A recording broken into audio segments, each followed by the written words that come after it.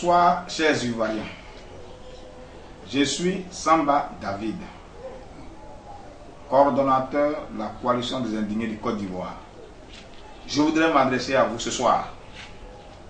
Chers Ivoiriens, comme je le dis, depuis la crise post-électorale 2011, l'actualité ne fait que se succéder dans notre pays.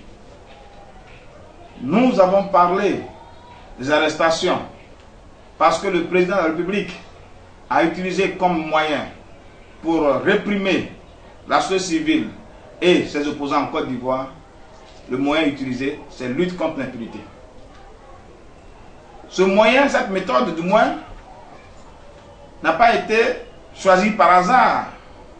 Ce n'était pas pour lutter contre le banditisme. Ce n'était pas pour lutter contre les bandits de grand chemin. Ce n'était pas pour lutter contre ceux qui étaient responsables des crimes en Côte d'Ivoire. Mais c'était pour museler la société civile et ses opposants. Et aujourd'hui, le résultat est là. Les prisons sont pleines. Des Ivoiriens sont arrêtés chaque jour. Des Ivoiriens sont déportés chaque jour. Les Ivoiriens sont enlevés à des destinations inconnues chaque jour. Les Ivoiriens sont torturés. Chers Ivoiriens.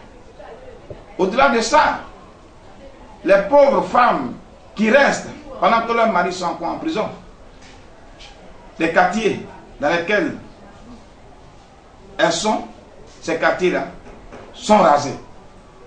Il n'y a plus de quartiers précaires en Côte d'Ivoire. C'est-à-dire aucune politique sociale. C'est-à-dire le pauvre n'a pas sa place à Abidjan. Chers camarades, c'est encore un sujet.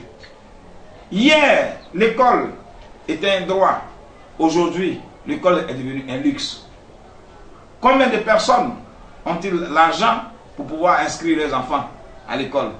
Avec tous ces systèmes d'inscription en ligne, avec la revalorisation des frais d'inscription, et tout ça, ce sont des sujets aujourd'hui qui nous intéressent. Les produits de nos parents, je vais parler du cacao, de l'EVA, des palmiers à huile, les prix ont chuté. Aucun planteur aujourd'hui ne bénéficie du fruit de son travail. C'est aussi un problème. Les hôpitaux sont vides. Les hôpitaux sont vides. C'est un problème. Les hôpitaux sont vides, c'est aussi un problème, chers camarades.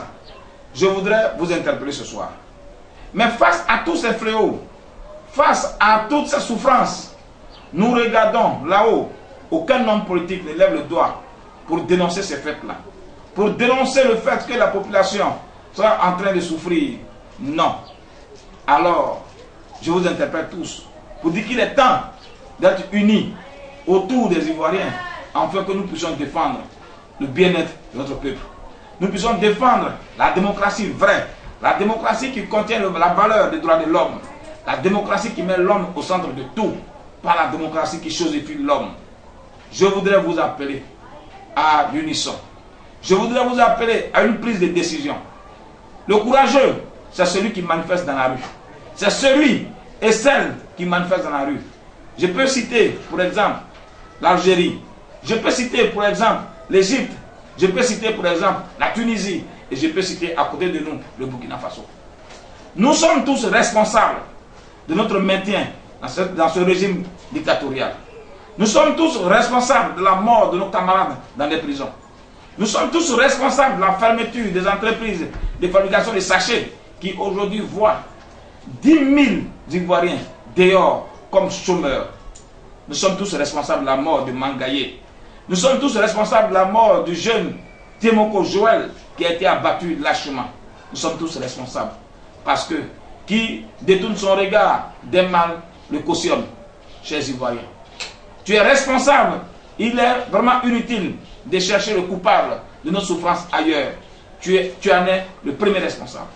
Alors, que feras-tu ou que fais-tu maintenant pour ne plus être responsable de ces morts-là? Que feras-tu maintenant pour ne plus être responsable de cette dictature? C'est de te lever. C'est de changer ta position avant que les choses ne changent. Change ta position. Car quelqu'un a dit, quand le peuple s'élève, tout change. Je vous appelle à une prise de conscience. Il n'y a que la lutte, seule la lutte qui pourra payer. C'est vrai, Certains partis politiques sont engagés dans un processus de succession, mais je pense que cela ne doit pas être un débat national. Je pense que cela ne doit pas être le sujet qui va aujourd'hui capter l'esprit de tous les Ivoiriens. Le sujet aujourd'hui qui nous intéresse, c'est que ferons-nous pour sortir de cette souffrance-là. Je me mets à genoux. Oui, je me mets à genoux pour vous interpeller. Chers Ivoiriens, que tu sois de la gauche, que tu sois de la droite, que tu sois du nord, que tu sois du sud, que tu sois de l'est, que tu sois de l'ouest, en passant par le centre. Nous sommes tous embarqués dans le même bateau. Et je pense que le naufrage est assez vaste pour nous emporter tous.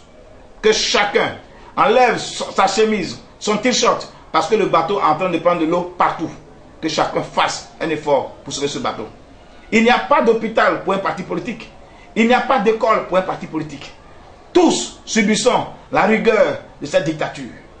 Tous subissons la rigueur de la méchanceté des hommes politiques. Alors, il faudrait que nous prenions conscience. Que tu sois de la gauche, que tu sois de la droite, que tu sois jaune, rouge ou noir, la souffrance est ton adversaire. Unissons-nous pour mettre fin à notre souffrance. Unissons-nous pour mettre fin à la dictature dans laquelle nous sommes.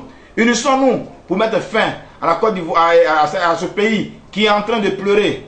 Il est temps que nous faisons une révolution. Oui, une révolution pour construire. La première a détruit par le mensonge. La première a détruit par la haine. La seconde révolution à laquelle je vous appelle, c'est une révolution de justice. Une révolution de vérité. Une révolution dans laquelle tous les Ivoiriens feront partie d'une armée sans armes, mais non sans force, dans laquelle se retrouvera tous les Ivoiriens pour rétablir la justice, pour lutter contre l'impunité et enfin que la démocratie ait son sens là où la population a le choix de faire un choix et ce choix garanti par le gouverné du gouvernant. Que Dieu vous bénisse, je vous remercie.